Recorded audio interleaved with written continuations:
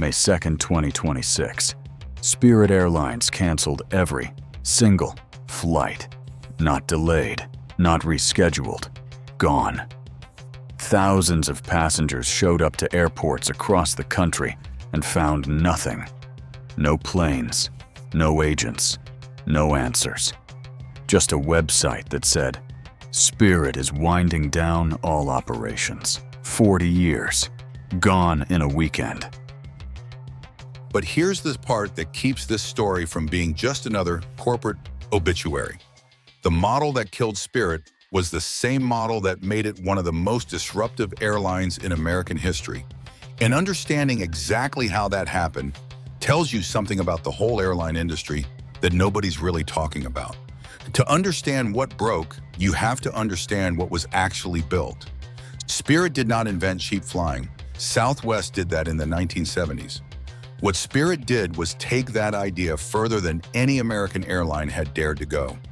The basic premise was almost offensive in how simple it was. The ticket price covers one thing, getting you from A to B. That's it. Seat selection? Extra. Carry-on bag? Extra. Checked bag? Extra. Printing your boarding pass at the airport? That'll cost you too. This is called the Unbundled Fare Model, and the fees it generates, called ancillary revenue, became Spirit's engine. In 2019, Spirit pulled in about $56 per passenger in those fees, on top of the base fare. Delta, by comparison, was generating $28. Spirit was lapping the entire industry. And it wasn't just the fees. Spirit ran what's called a single fleet strategy. Almost every plane in its fleet was an Airbus A320 family jet. One aircraft type means simpler maintenance, simpler training, fewer spare parts sitting in a warehouse somewhere. It kept costs brutally low. They also packed more seats into those planes. Where a legacy carrier puts 150 passengers on an A320, Spirit squeezed in up to 182. More seats per flight means the cost of operating that flight gets spread across more paying customers. That's how you sell a $49 fare and still make money. From 2012 through 2019, Spirit was consistently profitable. Wall Street loved it. Business schools were writing case studies about it. The stock price climbed. The airline was growing. The model was not broken. Then the pandemic happened, and everything that came after it was worse. When travel collapsed in March 2020, Spirit parked its fleet like every other carrier. It took about $1 billion in federal payroll support, but that support came with restrictions. You couldn't furlough your workforce while receiving it. Full labor costs, nearly empty planes. When demand came back faster than expected, Spirit was still playing catch-up. Deferred maintenance, reduced pilot pipelines, and suddenly 2 massive cost spikes hit at the same time. Jet fuel prices more than doubled between 2021 and 2022. For Spirit, fuel was 30 to 35% of total operating costs. That's not a problem you solve by cutting a few routes. And the pilot shortage that followed the pandemic drove salaries to historic highs across the entire industry. Spirit, competing for the same pilots as Delta and United, had no choice but to follow. The margins that looked like genius in 2019 were evaporating. Then the engines started breaking. In 2023, Pratt Whitney issued a mandatory recall on the GTF engines used on Spirit's newer A320neo aircraft. Powdered metal contamination in certain components, potential fractures in high-pressure turbine discs, the kind of thing you cannot fly around. Spirit had been aggressively buying A320neo jets to modernize its fleet, which meant it was disproportionately exposed to this recall. At the worst point, 26 aircraft were grounded simultaneously. To put that in perspective, that was a significant chunk of their entire operational fleet sitting on the ground, not generating a single dollar of revenue, still costing money every day. To compensate, Spirit had to wet lease planes from other carriers, renting aircraft, crew included, at prices that would make your eyes water. An already thin margin got thinner. And while all of this was happening, the market was shifting underneath them. After years of lockdowns, Americans were done traveling cheap. Premium cabin bookings surged. Delta and United were posting record demand for business class.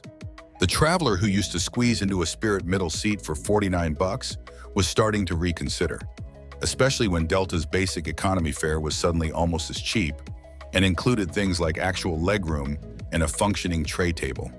By 2022, Spirit's leadership knew the math wasn't going to work alone.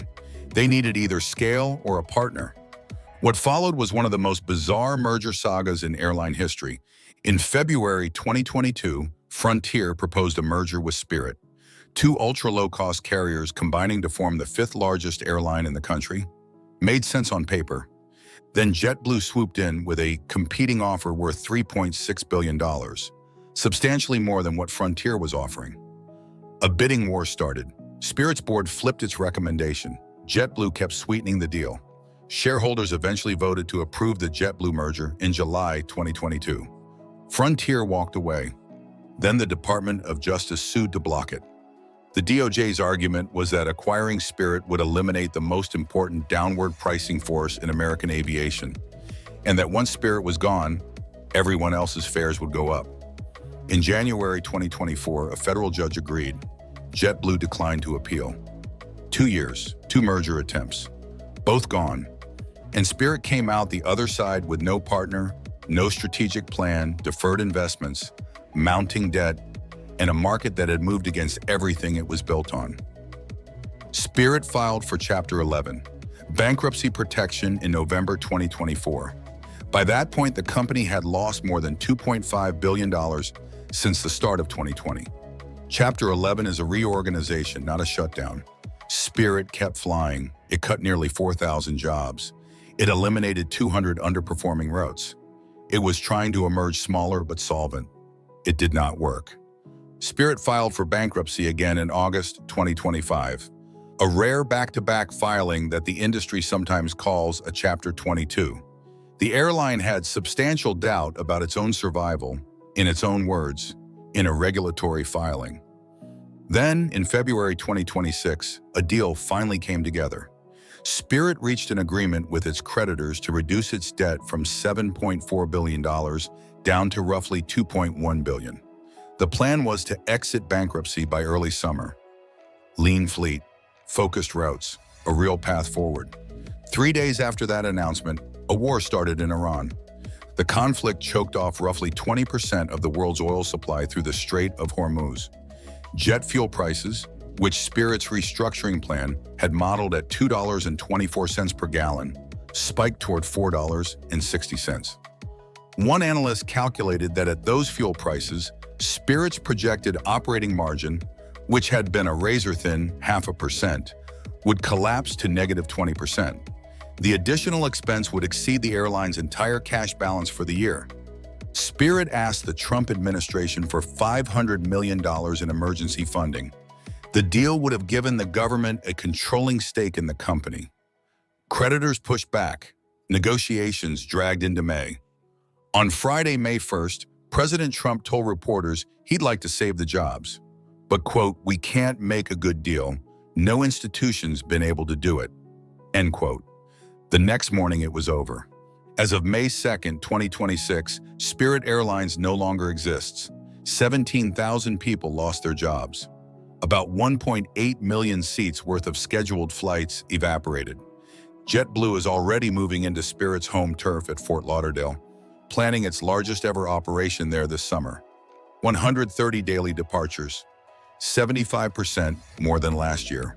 American, United, and others are filling in the rest. The routes will get covered, the airports will survive, but the fares are going up because Spirit's whole value to the traveling public was never just the people who flew it. It was the pressure it put on every other airline that flew those same routes. That's gone now. Is the ultra-low-cost model broken? Not necessarily. Ryanair is still printing money in Europe. The fundamentals of unbundled fares and single-fleet efficiency are sound. What Spirit's story actually proves is how unforgiving the model is when things go sideways. Legacy carriers have premium revenue to absorb a bad year. Southwest has decades of brand equity. Spirit had neither. When the pandemic hit, when fuel doubled, when the engines were recalled, when 2 mergers collapsed, When a war started at the worst possible moment, every single one of those events hit a company with margins too thin to take even one of them cleanly. They all hit at once. Spirit started in 1983 as a spin-off of a trucking company. It spent 40 years proving that ordinary people didn't need a lot of money to get on a plane. On May 2, 2026, the yellow plane stopped flying.